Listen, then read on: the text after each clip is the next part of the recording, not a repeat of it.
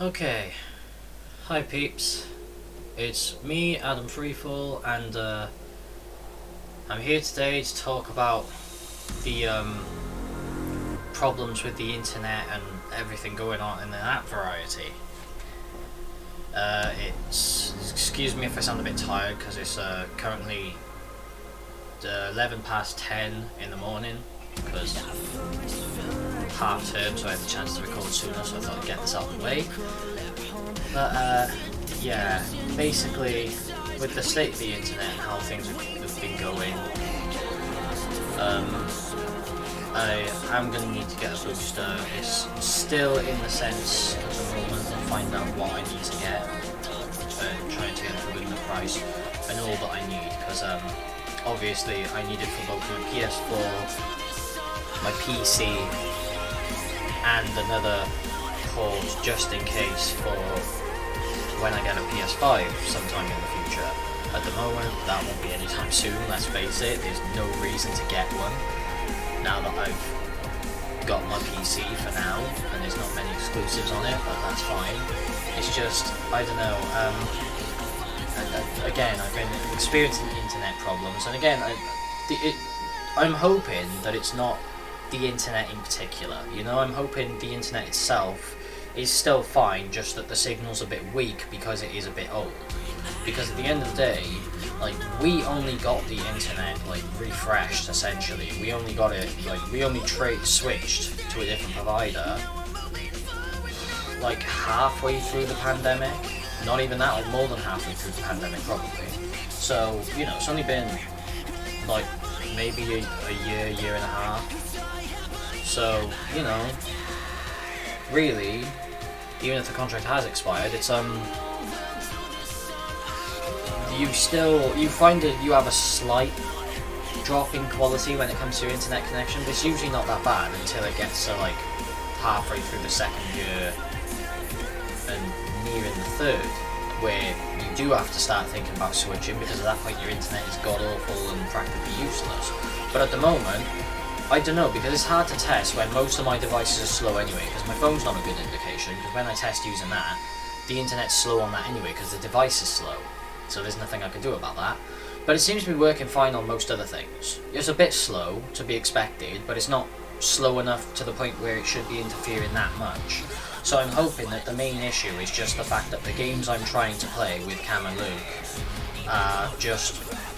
just require to have a very stable connection, and any minor hiccups that may be a bit more than just a tiny bit of a buffer will cause the entire game to have a seizure and boot you out, or cause major lag, and I'm hoping that's all it is. So hopefully if I get the booster and get it up and running, since the PC at that point should be connected via LAN, hopefully by then that'll resolve the issue. I'm not expecting it to fix the issue outright. I still expect, because of the weak signal anyway, I mean, it's not that weak, clearly. The PC seems to not be having that much of a difficult time, so it can't be that weak. It's just too weak for what I'm currently trying to do. So hopefully that'll alleviate it, so that instead of constantly buffering and having constant lag in games and legit times where it will literally just boot me off because my internet is that unstable, hopefully that'll happen a lot less, and it'll just be the minor bit of lag now and then, which I can deal with, because I've dealt with lag before, and again, it's not that bad when it's minor. So hopefully with a LAN connection, it'll go back to that and it won't be so bad, because that's fine. The only reason why I need to get it sorted is because the lag at this point has gone that bad. Most of the games I'm trying to play that require stable internet connection are almost unplayable.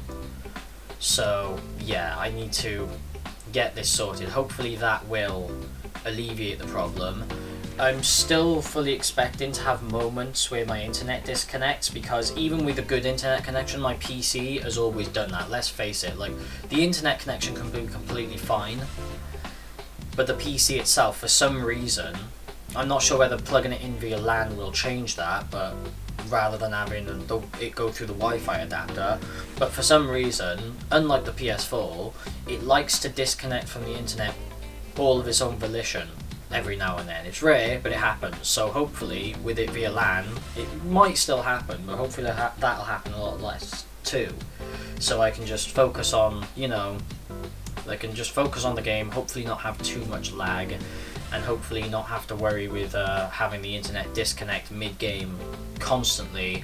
Instead, it'll just be that once in a very rare blue moon thing, which again, I'm fine with. So hopefully that's the case, and the good thing about that is that should also speed up downloads and uploads and everything for both my PC and the PS4, which will help.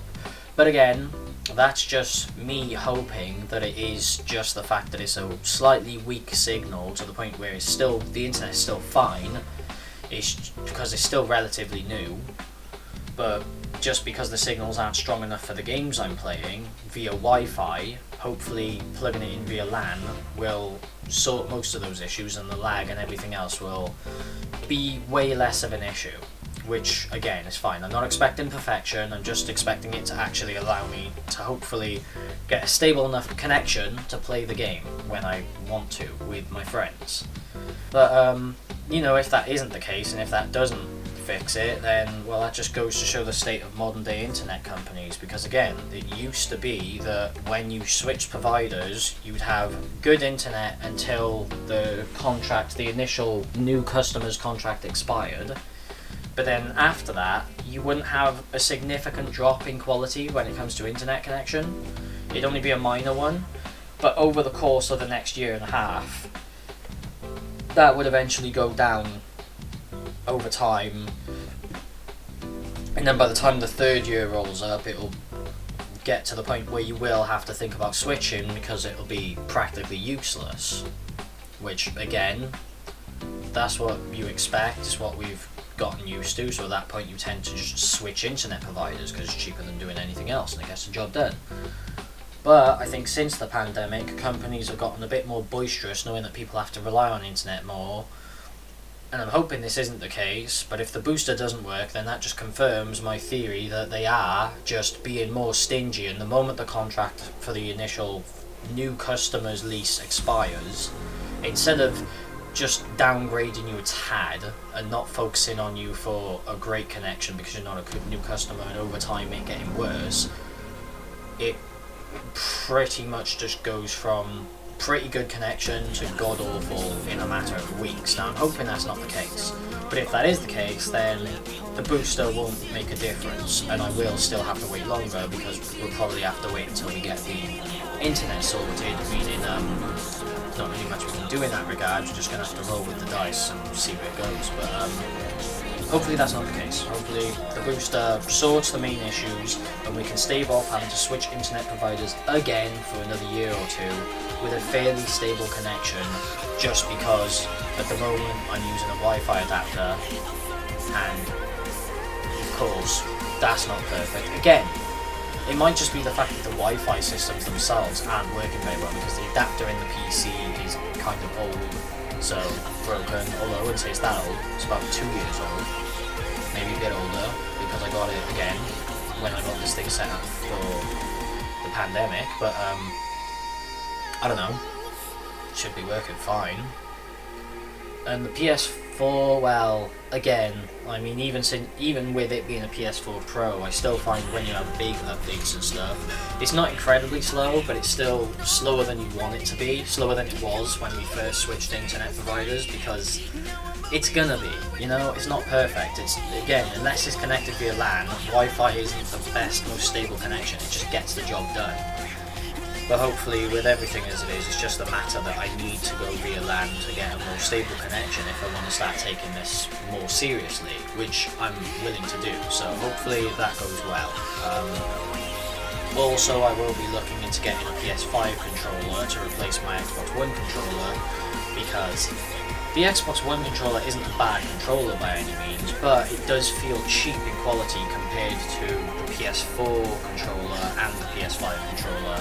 Honestly, I prefer to use the PS4 controller on the PC, but I don't want to diminish the lifespan on that either, since I'm still using that on my PS4. And that too doesn't have the best lifespan when it comes to things like analog drift. It's not as bad as the Xbox One controller, but it's not far off. So instead, especially since I'm mainly using the Xbox One controller to also play at my friend's house, since it is a controller he gave me to use to play on his Xbox One when we're playing co-op. But eventually when I got the PC, he just said I could have it and bring it over when we go to play on his system, because I might need a controller that's more compatible with the PC than the PS4 controller, because let's face it, the Xbox One controller is more compatible. The PS4 controller works, but it's not perfect.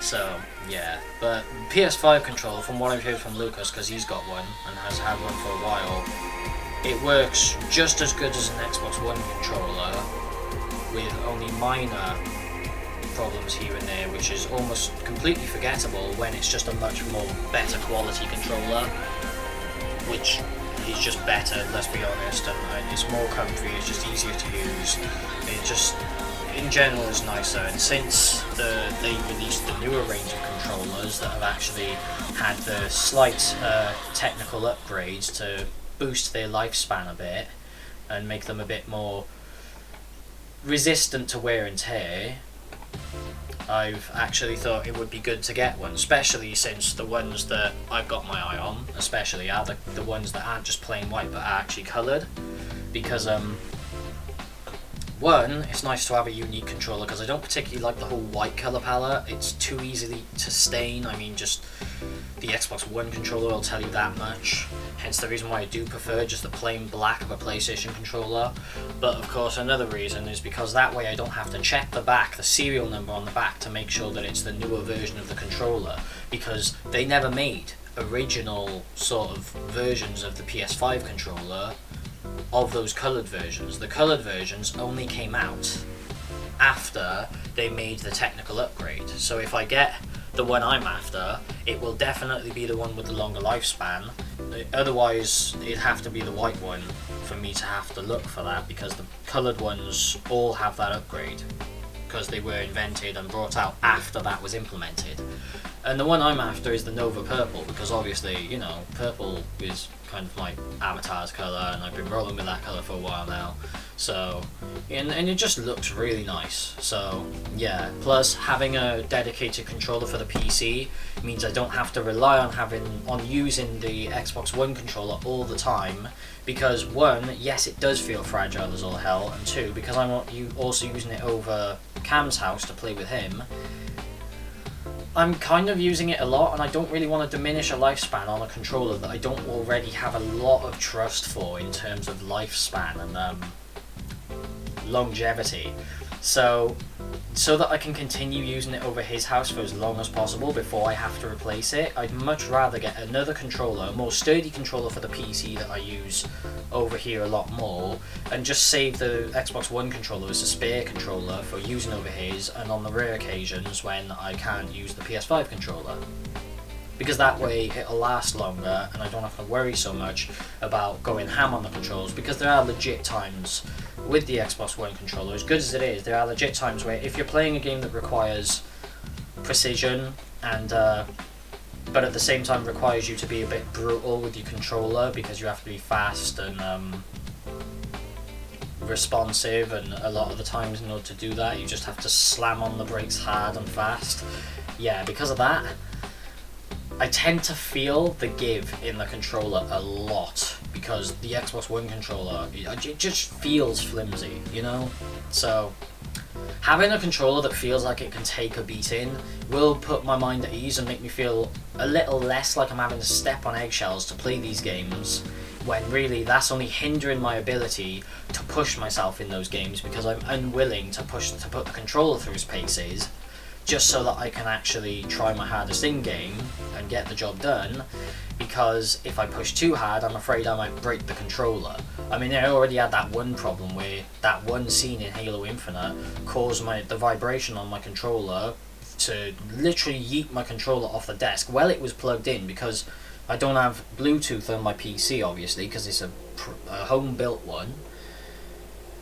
And, yeah, it broke the cord that I was trying to use to recharge it, so I had to buy a new one. Luckily, I needed a longer cord anyway, so that was just a good excuse. But that's when I realised that it brought the internal sort of charging port in the controller out of alignment a bit, but I thought it was way out of alignment. It was only when I compared it to Cam's controller that I realised it's not way out of alignment. All I have to do is push it back a bit and it's back in its right slot, and it still works just fine. But you can see, even without the alignment issue, even with the controller in pristine condition, one thing that I've never experienced with a PlayStation controller, but with only the Xbox controller, you can see the circuitry, the circuit board of the controller, in the gap in between the charging port where you actually stick in the USB cord and the actual slot that it fits into. There is a gap, a noticeable gap, and that really doesn't give me confidence for how sturdy this controller is. On top of the fact that it just feels flimsy, and the sticks are very small, so honestly it's hard to do things with the controller sometimes. Especially when it comes to doing things that requires precision with the analogs, you know? So, yeah, I think especially considering it's very vulnerable to wear and tear, so yeah, it's just best to get these things out of the way. So yeah, that's what I will be hopefully focusing on soon. Getting that sorted so that I can reconvene. Another thing I thought I'd mention... Shut up, PC. God. So disconnecting and reconnecting. Anyway, back to it. Another thing I thought I'd mention is the fact that, I'm not sure if you guys know this, but I might have mentioned it to Cameron and Lucas in a few recordings, but not sure if they're out yet, because I'm recording this video and I might post it probably soon after I post the next Halo vid.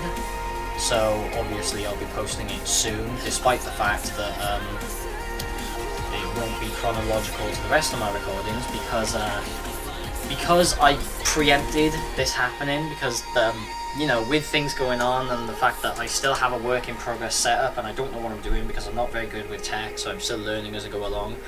I thought it best, since I wasn't going to start uploading straight away, to just get a bunch of practice recordings and start recording a bunch of stuff long before I started uploading. So I didn't start uploading until I recorded my 8th Halo vid. And I've recorded and edited a lot more since. So as of right now of this recording, I have 10 finished and edited Halo videos, only 3 of which have been posted. And I still have 5 more that I've recorded but haven't finished editing yet. On top of that, I'm also recording and editing the games that I rebought on the PC that I originally played on the 360, just to make sure that they work, because, you know, with the technology differences between the console versions and this new PC, certain things might not run as well as possible, so I thought it best to, one, I'll have something to practice with and get some practice with editing, 2, I can then create like a guideline to use to sort of go to when I play these games properly when it comes to editing them. And on top of that, it also helps to have the recording so that if anything goes wrong during the playing of these games, I'll know when it happens, and that might even bring me closer to finding out why it happens. So having it recorded is just very handy because it's like a reference point. But of course, for the games where I have no problems, good thing is I can just delete all the main footage that I don't need and just use the edited footage once I've got the editing done. But it's always nice to keep things where there's problems so I know where the problems are. So basically, I just thought I'd do that for the testing purposes. Of course, I'm not going to be posting any of those because they are just solely test videos for me to practice with and make sure these games work so that when I get to recording them properly, I will know what I'm doing and know how to deal with problems should hiccups occur. So yeah, I've got a massive backlog of videos. I'm not just recording things and then posting them. So obviously I did that on purpose because I knew that something like this would happen and I wanted to still be able to upload videos if I was unable to continue recording and edit videos.